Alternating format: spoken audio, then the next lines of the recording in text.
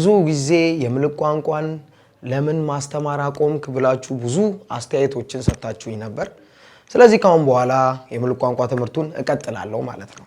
ስለ ምልክት ቋንቋ አንዳንድ ነገር ልበላችሁ። ያው የምልክት ቋንቋ እንግዲህ ሁላችሁም እንደምታውቁት መስማት የተሳናቸው የሚግባቡበት ቋንቋ ነው። ስለዚህ የምልክት ቋንቋን ለመማር መጀመሪያ ፍላጎት ያስፈልጋል። ሁሉም ሰው ፍላጎት ካለው የምልክት ቋንቋን ማወቅ ይችላል ማለት ነው። ለምሳሌ እኔ በጣም የምልክት ቋንቋ ፍላጎት ስለነበረኝ ምልክት ቋንቋን በቀላሉ ማወቅ ችያለሁ። ያን ስላችሁ ግን የምልክት ቋንቋ ፍላጎት ስላለን ብቻ ምልክት ቋንቋን እንለምዳለን ማለት አይደለም። ምልክት ቋንቋን መማር ያስፈልጋል። ስለዚህ ለዛ ደግሞ እኔ ረዳቸዋለሁ። የምልክት ቋንቋን ቤታችሁ ቁጭ ብላችሁ እንድትማሩ አደርጋችኋለሁ ማለት ነው። ስለዚህ ለዩቲዩቤ አዲስ የሆናችሁ የዩቲዩብ ቻናሌን ሰብስክራይብ ታደርጉታላችሁ። የምልክት ቋንቋን በቤታችን እንማር ይጀምራል። የምልክት ቋንቋውን ማስተምራችሁ እኔ ሲሳይ ታሪኩ እባላለሁ። ስለዚህ የምልክት ቋንቋን በቤታችን እንማር ላይ ዛሬ ላይ የምንማረው 10 ቃላቶች ይሆናል።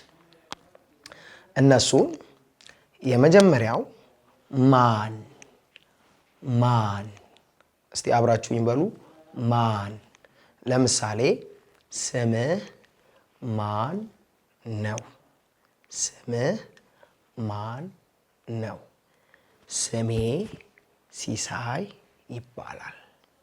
ስሜ ሲሳይ ይባላል። ስለዚህ የመጀመሪያው ማንን አየን። ሁለተኛው የምናየው ምን ምን ምን ልርዳ ምን ልርዳ ምን ልርዳ። ሶስተኛው ደግሞ ለምን ለምን ከሀገር ትወጣለህ ለምን ከሀገር ትወጣለህ። አራተኛው የት የት ነው የምትማረው የት ነው የምትማረው።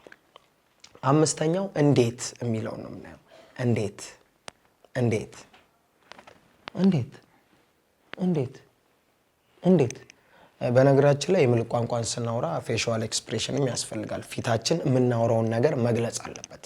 ያ ከሆነ ምልክት ቋንቋችን ምሉ ይሆናል ማለት ነው። ምክንያቱም ምልክት ቋንቋ የራሱ የሆነ አገባብ አለው። እንደ ማንኛውም ቋንቋ ተመሳሳይ ነው ማለት ነው። እሺ እንዴትን አይተናል። ቀጣይ የምናየው መቼ መቼ መቼ ነው የምትመጣው መቼ ነው የምትመጣው። እሺ ከመቼ በኋላ የምናየው ነው ይሆናል። ነው ነው።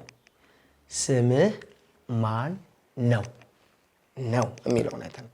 ቀጣይ ናቸው እነሱ ናቸው እነሱ ናቸው የሚሰጡ እነሱ ናቸው።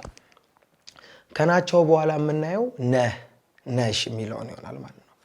ነሽ አንቺ ማን ነሽ።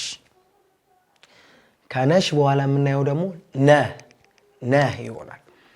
ነህ አንተ ነህ አንተ ነህ ሲሳይ። አዎ እኔ ነኝ ሲሳይ።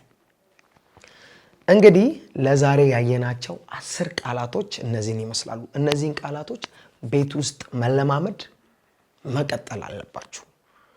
ለዚህ ለምልክት ቋንቋው አዲስ የሆናችሁ ሁላችሁም ይህንን ዩቲዩቤን ሰብስክራይብ ብታደርጉ በጣም ደስ ይለኛል።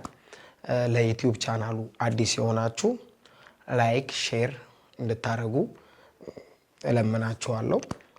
ለዛሬ የነበረን ትምህርት ይህን ይመስላል። በሌላ በክፍል 2 እስከምንገናኝ ድረስ መልካም ቆይታ ይሁንላችሁ። ሐሳብ አስተያየት፣ የተለያዩ የምትሰጡኝ ኮመንቶች ካሉ ከታች ማስቀመጥ ትችላላችሁ። በሚቀጥለው ክፍል እንዳስተምራችሁ የምትፈልጉት ቃላቶችን በአጠቃላይ አስቀምጡልኝ። በዛ ላይ ቪዲዮ እሰራላችኋለሁ። እስከምንገናኝ ድረስ